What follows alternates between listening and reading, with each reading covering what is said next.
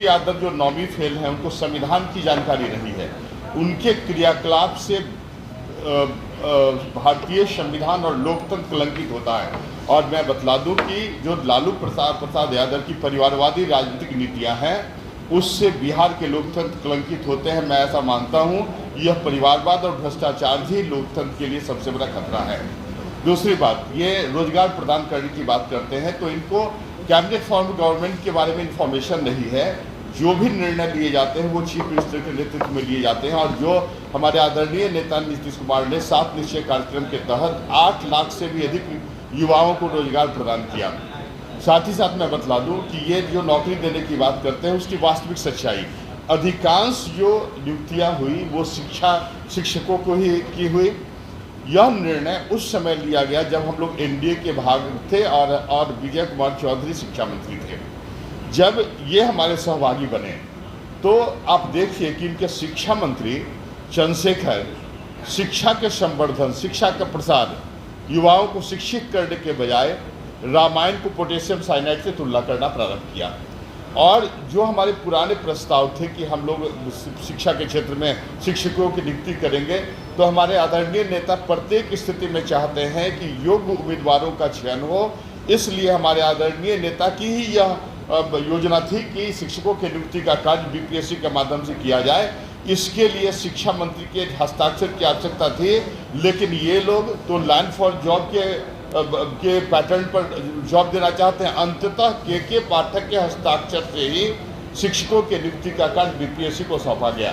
तो तेजस्वी यादव यह बतलाएं कि 17 महीने जो उन्होंने जिस विभाग के वो मंत्री थे, उन विभागों में उन्होंने कितनी रिक्तियां दी। तो इनकी स्थिति ये है कि हमारे आदरणीय नेता नीतीश कुमार जो काम कर रहे हैं, या जो 2005 से काम उन्होंने प्रारंभ किया, जिसके कारण बिहार फास्टेस्ट ग्रोइंग इकोनॉमी के रूप में स्थापित हुआ और बिहार विकास के एक मॉडल के रूप में, आपको बतला दें, न कि सिर्फ अब राष्ट्रीय स्तर पर बल्कि अंतर्राष्ट्रीय स्तर पर हमारे आदरणीय नीतीश कुमार के द्वारा प्रारंभ किए गए साइकिल योजनाओं की सराहना यूएनओ ने की, और अभी अफ्रीकन यूनियन के राष्ट्रों ने ही साइकिल योजनाओं का अनुसरण किया है, अडॉप्ट किया है।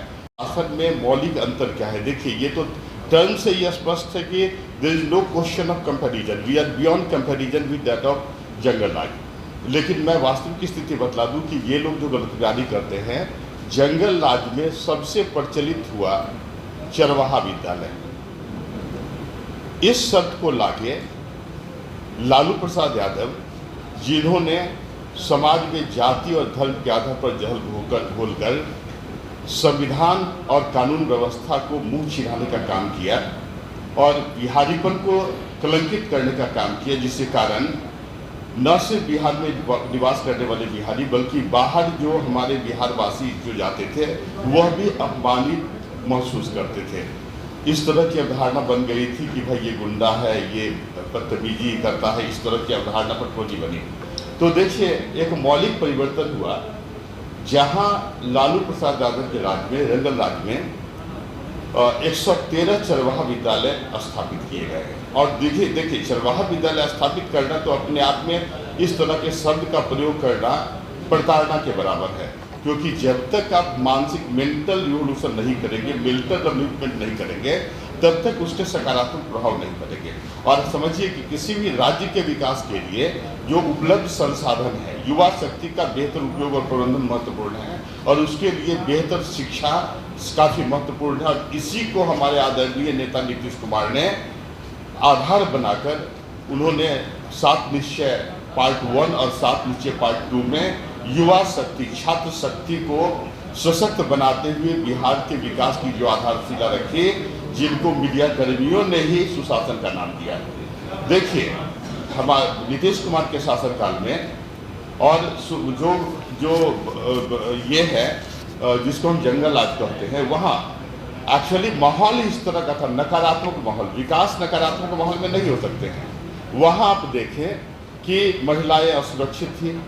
बेसिक रूप से आप कह सकते हैं कि बिहार में जंगल राज के दौरान स्टेट स्पॉन्सर्ड रेप जैसी घटनाएं घटित हो रही थी, और उसका एक बेहतर उदाहरण चंपा विश्वास कांड था, शिल्पी गौतम हत्याकांड था।